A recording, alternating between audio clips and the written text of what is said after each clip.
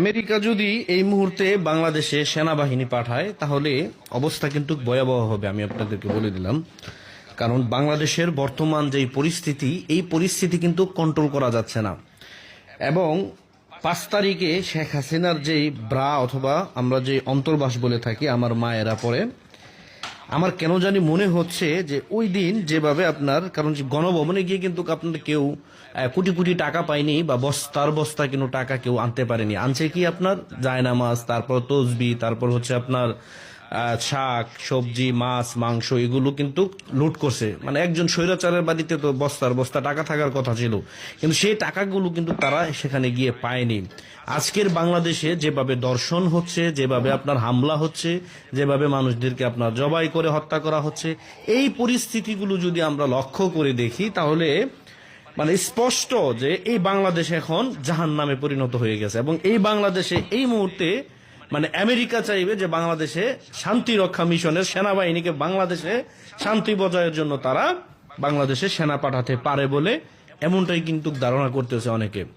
এখন আপনি বলেন যে এই স্বাধীনতা আপনার জন্য কি বয়ে নিয়ে আসছে? তার মানে শেখ হাসিনা তো বলেছিল যে আমি বাংলাদেশে যদি না থাকি তাহলে এই বাংলাদেশ এখন গাজা উপত্যকায় পরিণত হবে। সেম এই বাংলাদেশ এখন আপনার ফিলিস্তিনের গাজা, যে গাজার জন্য আমরা দোয়া করতাম নামাজ পড়ে, এখন আমার বাংলাদেশ সেম গাজার পরিস্থিতি তৈরি হয়ে গেছে।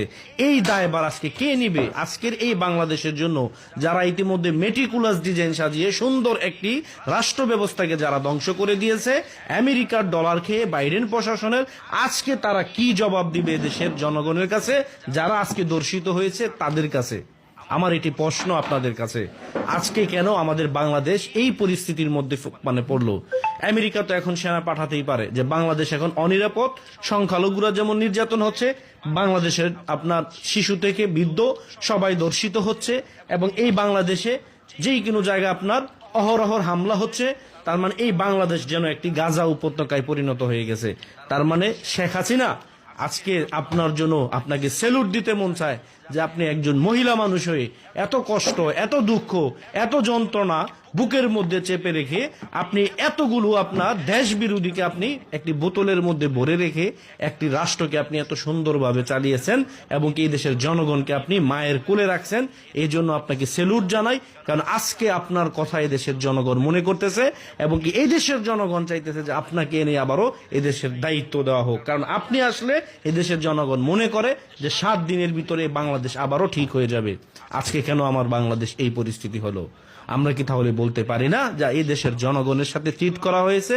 যে ছাত্রগুলো মারা গেছে নিরীহ ছাত্র, তাদের সাথে বাটপারি করা হয়েছে, তাদেরকে আপনার মৃত্যুর মুখে ঠেলে দিয়ে তারা এখন রাজনৈতিক দলের নেতা হয়ে গেছে, তারা এখন অর্থ ইনকাম করতেছে, তারা এখন এই বাংলাদেশে আপনার পদ বাণিজ্য করতেছে, এবং কি বিভিন্ন জায়গায় চাঁদাবাজি করতেছে, লুটতরাজ করতেছে। তারা এখন একটি বাংলাদেশকে এখন নরকে পরিণত করেছে। এই কথা কি আমরা বলতে পারি না? অবশ্যই বলতে পারি। আজকের বাংলাদেশ কেন আমার এমন হলো, এটা হচ্ছে আমার আজকের বাংলাদেশের প্রধান উপদেষ্টা, অবৈধ উপদেষ্টার কাছে আমার জবাব চাই। আমি এদেশের জনগণ জবাব চায়। আজকে কেন আমার বোনরা দর্শিত হলো?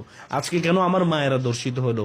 5 তারিখেই তো আপনারা সেই সাহসটি শেখ হাসিনার অন্তর্বাস যারা নিয়ে আপনারা উল্লাস করেছিলেন, সেই কারণেই কিন্তু এদেশের যারা দর্শক তারা সাহস পেয়ে গেছে যে এই দেশে কোনো বিচার নাই, এই দেশে কোনো স্বাধীনতা নাই, এদেশে কিচ্ছু নাই 5 তারিখের পরে।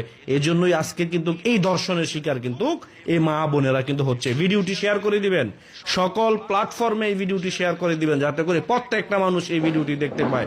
যারা লাল স্বাধীনতা করে আপনারা গিয়েছিলেন না মাঠে ময়দানে, আজকে আপনাদের উপর ধিক্কার জানায়। আজকে আপনাদের জন্য কেন আজকে আমার মা বোনেরা দর্শনের শিকার হচ্ছে?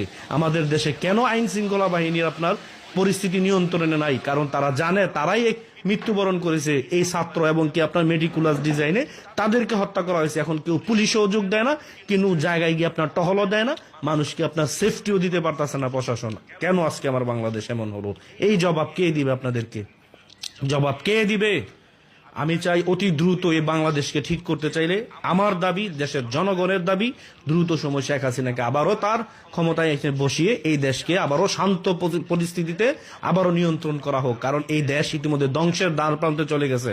যদি শেখ হাসিনা বাংলাদেশে না এসে এই ক্ষমতা না নেয়, তাহলে এই বাংলাদেশ দেখবেন আপনার ধ্বংস হয়ে যাবে। কারণ শেখ হাসিনা এই বাংলাদেশ নামক রাষ্ট্রটি পরিচালনার জন্য একজন পারফেক্ট মানুষ ছিলেন, এবং কি উনি জানতেন এই রাষ্ট্রটি কিভাবে পরিচালনা করতে হয়, মানুষকে সেফটি দিতে হয় বলে আমি মনে করি।